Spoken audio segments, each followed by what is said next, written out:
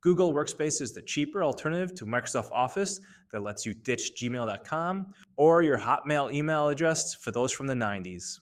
Hi, I'm Jason, and I'm going to walk you through step by step how to set up your account, customize your settings, manage users, and provide some bonus tips along the way. Let's go. We're going to head over to google.com and we're going to search the word Workspace. And what we want is anything that says pricing. And this is the list of their 4 plans at the different prices. If you want even more details, down here, they have all the breakdowns of every single plan.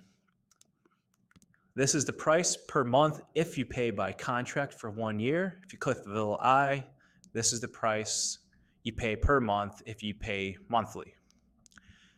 So for this tutorial, and what I recommend is starting off with the lowest tiered price. You can always upgrade to a higher tiered one, quick and easy, so don't worry. And this is where you're going to put your name and your current email address, whatever it is. If you already have a business email address like your businessname.com, you can put that one in here. If you just have a personal one like Gmail, Outlook, Yahoo, etc., you can put this in here as well, and we're going to change it over to a business one. The next screen is, this is where it asks you, do you want to use the current email address? As you can see, I already have a professional business one. It's not a Gmail or Yahoo, etc.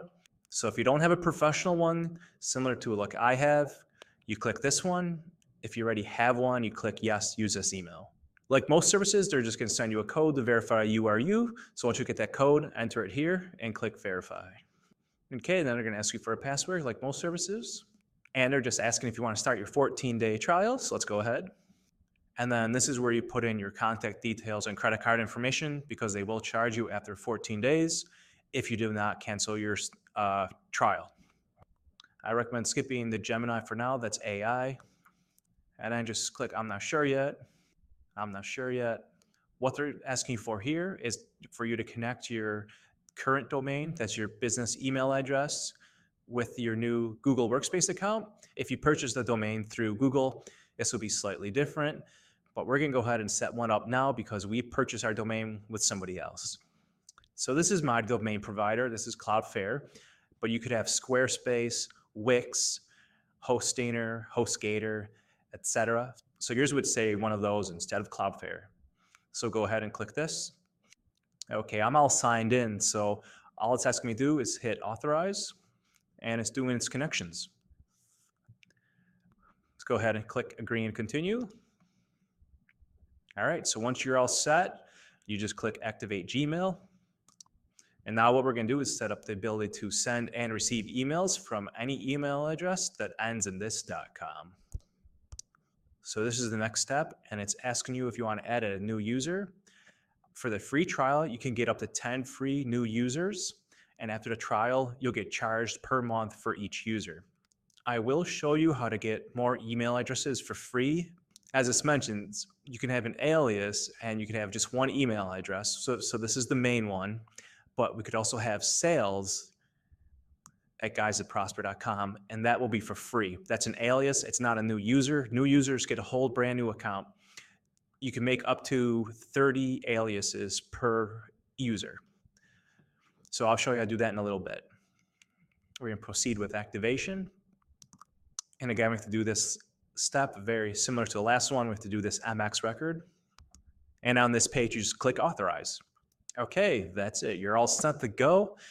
We're going to go ahead and do Explore Google Workspace. The next question is, do you want to deploy two-step verification? That just means they'll send you a text message when you try to sign in to verify the user is who they say they are. We're not going to do that right now, but that is an extra security step you can take. It's not necessary. So we're going to go ahead and click the admin console because this is where everything is hosted on Google Workspace. And here we are. This is the Google Workspace admin dashboard. This is what all administrative users will have. I'll get into roles in a little bit. If you're not an admin user, you can't access to this. So to say, well, an intern won't have admin rights, so they won't have access to this. But if you want other people to, you could give them access to it. And I'll show you a little bit how to do that. But I want to briefly show you just a dashboard. So over here, you got your users, how you can modify and manage them, your billing, your domains, You can, even though we just have one right now, you can add more for free. In the upper right, these are all the apps you have access to. Google Docs, this is like Microsoft Word. Sheets is like Excel spreadsheets. Slides, that's like PowerPoint. And if you want to move them around, you can. This admin, that's the one that brings you to this page here. I also recommend you bookmark it if you want easier access to it. Same with all these other ones. You can also bookmark them as a favorite. So let's add a user. So let's go with Cooper. That's their primary email address. That's good for me. Secondary email address, that's their personal one. They'll get instructions how to sign on with their new business account. And this is just a reminder, we have a starter plan and it's $7.20 per user per month. So once I create this, after the trial, I'll be charged $7.20. But I could delete this user and I won't be charged. This page is saying Google is going to send them an email with instructions how to sign in and their password. Now they're not appearing here because it takes a couple minutes to show up. But we'll go back to home. And now let's modify the profile and some other things of that new user who we just changed. As you see right from here, you could reset their password if they've forgotten it. You can rename them, and you could do these other things. You could email them, suspend, restore, delete, change an organizational chart. But let's click on them. And if we click here, this is how we create a profile photo for them. They could also do it themselves in their profile area up here. Manage their account, that's where they can do it.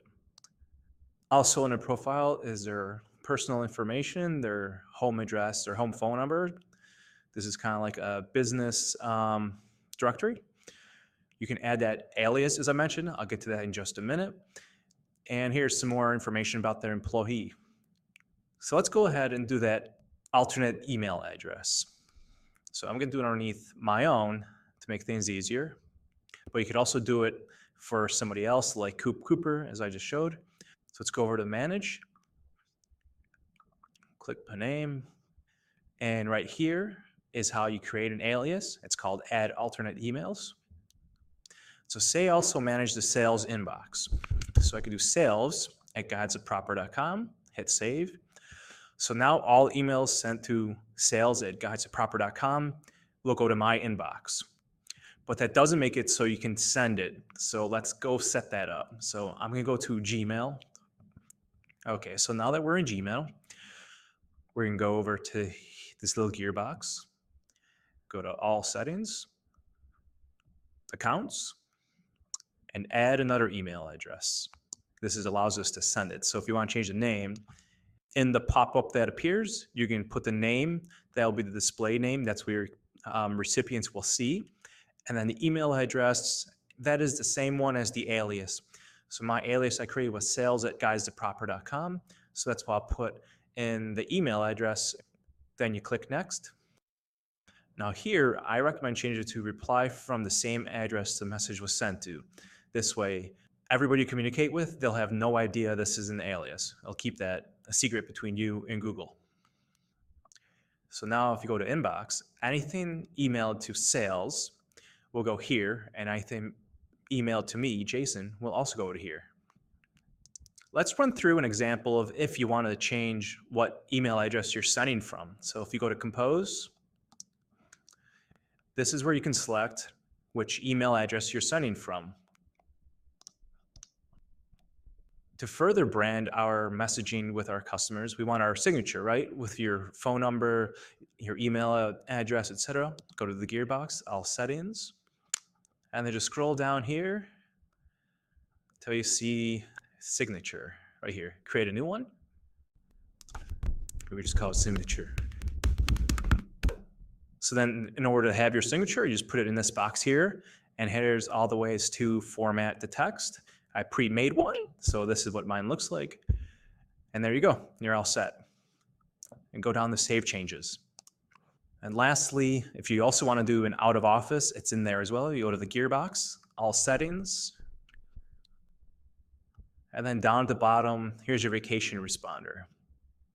And you can set it for certain days, subject line, and your body of your text. Okay, cool, right?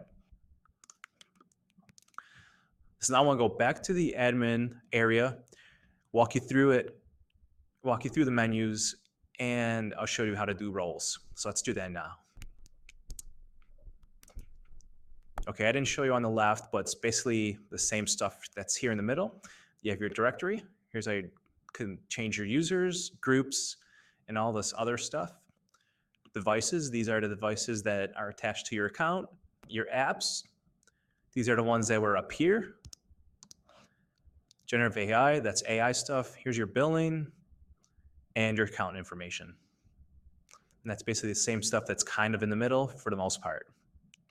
Okay, I mentioned earlier roles, so let's go change Coop Cooper's role from nothing to a help desk. So you go over here and you click Manage. Then I select Coop Cooper. And right here in the middle has assigned roles. We click that. Now we can make him help desk admin. So we just click the on button, click Save.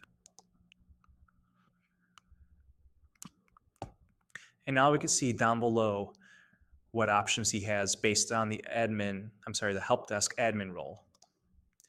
So that's roles. And that's the Google Workspace tutorial. But Google is fine for one-on-one communications with your customers and clients. But if you want to avoid ending up in the spam folder dog pound, you're going to need a different service. This is where MailChimp comes in. MailChimp allows you to send hundreds or even thousands of emails all at once to all your customers and clients without ending up in the spam folder. And you can learn how to do that with this video here.